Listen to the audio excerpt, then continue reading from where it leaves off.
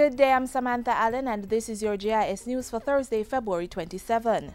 An initial framework agreement has been reached between China Harbour Engineering Company (CHEC) and the Port Authority for the proposed Portland BIGHT Goat Islands development. Transport Works and Housing Minister Dr. Omar Davies told Parliament Tuesday that the agreement sets out general terms and conditions to guide discussions for the development.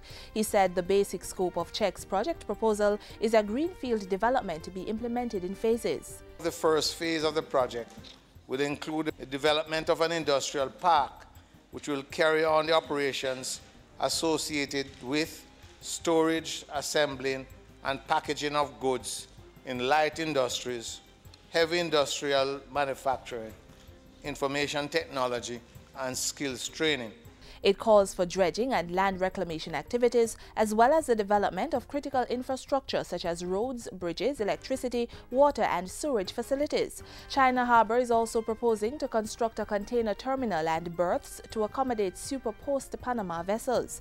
A portside logistics zone will be built and a coal-fired electricity generation plant constructed to supply facilities in the development area.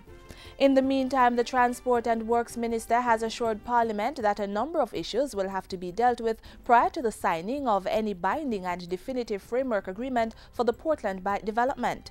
Land acquisition, taxes and incentives, citizenship and electricity costs are among the factors to be settled.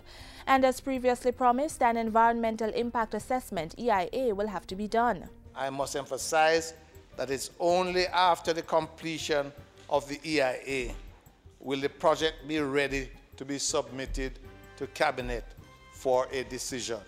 A technical feasibility study is expected to be completed by the end of April. Preliminary designs for the first phase of the project will begin immediately after and completed by the end of June. In line with government's drive to increase visitor arrivals from the Orient, Cabinet has lifted the visa restrictions for Chinese nationals. Information Minister Senator Sandria Faulkner says tapping into the Chinese market has been difficult because citizens have to travel great distances to obtain a visa from the Jamaican embassy in Beijing. The new regime will allow Chinese nationals to visit Jamaica as tourists for up to 30 days without a visa. China is now the largest spender in international tourism globally. Our government has been making a concerted effort to develop new markets for our tourism industry by relaxing its visa requirements for nationals. Government has made good on its promise to construct separate holding areas at police stations for juveniles who come in conflict with the law. The National Works Agency serves as project manager for the initiative. During a recent tour of the Bridgeport facility, it was revealed that 3 of the first 4 juvenile detention centers being built will be ready by the end of March.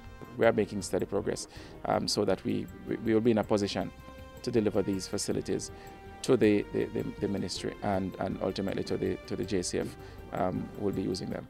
Facilities at Barrett Town in St. James, Monique in St. Anne and Bridgeport in St. Catherine are being built at a cost of $50 million. The 4th centre at Nain in St. Elizabeth has gone back to tender. The project is a collaborative effort of the Ministry of Youth and Culture, the Jamaica Constabulary Force and the Jamaica Emergency Employment Programme. A music-laced Thanksgiving service fit for a reggae ambassador was what the late Third World frontman William Bunny Ruggs Clark received on Monday at the Holy Trinity Cathedral in Kingston. Bunny Ruggs' send-off brought together members of the clergy, politicians, the music fraternity, family, friends and well-wishers who paid tribute to his life, work and legacy.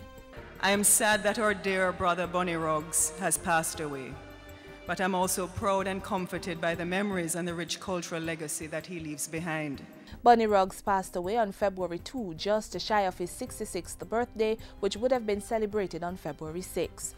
And finally, all is set for the annual Jamaica Day celebrations happening this Friday in schools and communities across the island.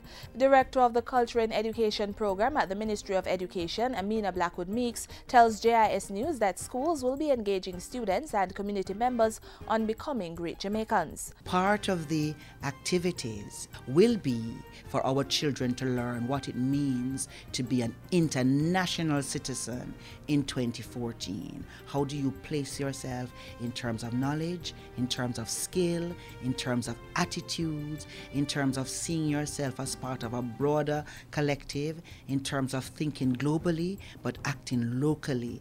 The theme for Jamaica Day this year is Celebrating Jamaica, Sporting Greatness in My Community. And that's it for JIS News Today. I'm Samantha Allen. Thanks for watching.